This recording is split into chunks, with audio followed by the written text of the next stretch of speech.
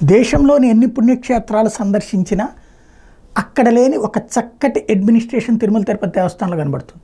అలాగే రూములు అన్ని వేల రూములు కావచ్చు, ఆహారం కావచ్చు, మంచినీళ్ళు కావచ్చు, బోల్డ్ అని కనబడతాయి. భారతదేశం మొత్తం మీద అద్భుతమైనటువంటి సదుపాయాలు కల్పిస్తున్నటువంటి దేవస్థానం.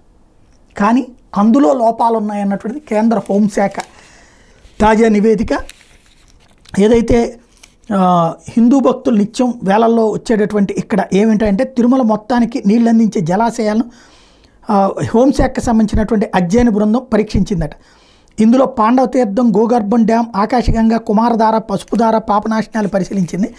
అక్కడ నీళ్లు కాస్త ఓదా రంగు నుంచి ఎరుపు రంగులో ఉన్నట్టు పేర్కొంది.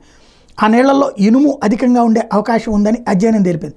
పాండవ తీర్థంలో డ్యామ్ నుంచి లీక్ అవుతున్న నీళ్లతో ఆ ప్రాంతం నిండిపోయిందని, అదే నీరు ఫిల్టర్ హౌస్కి సరఫరా అవుతోందని గుర్తించారు. వేల మంది భక్తులకు నీళ్లు అందించే ఆ ప్రాంతంలో రక్షణ చర్యలు చేపట్టలేదని పేర్కొంది. ఈ పరిస్థితుల వల్ల ఆ నీళ్లలో ఎవరైనా హానికర పదార్థాలు కలిపే ప్రమాదం ఉందని, ప్రమాదాన్ని కొట్టిపారేయలేమని, అక్కడ సీసీ కెమెరాల ఏర్పాటు కూడా లేదని ప్రస్తావించింది. తిరుమల భక్తులకు ఏ జలాశయాల నుంచి నీళ్లు అందిస్తున్నారు, అక్కడ చనిపోయిన చెట్లు, మృత సేంద్రియ పదార్థాలు ఆ నీళ్లలో కలుస్తున్నాయని కూడా పేర్కొంది. నిత్యం వేల మంది భక్తులు వస్తూ వేల కోట్ల నిధులు ఉన్న తిరుమలలో ఇప్పటికే 1968లో నిర్మించిన నీటి ఫిల్టర్ హౌస్ని వినియోగిస్తున్నారు. నీటిని ఫిల్టర్ చేసే ఛాంబర్లన్నీ ఎర్రటి నీటితో కనిపిస్తున్నాయని నివేదికలో పేర్కొన్నారు అన్నటువంటిది.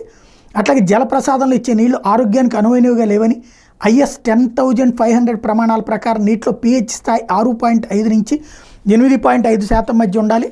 అలాంటిది ఈ 3 చోట్ల శుద్ధి చేసే నీటిలోనే కేవలం 5.5 స్థాయిలోనే పొటెన్షియల్ ఆఫ్ హైడ్రోజన్ ఉంది. అలాంటి నీరు ఆరోగ్యానికి మంచిది కాదని ఈ నివేదిక చెప్తోంది.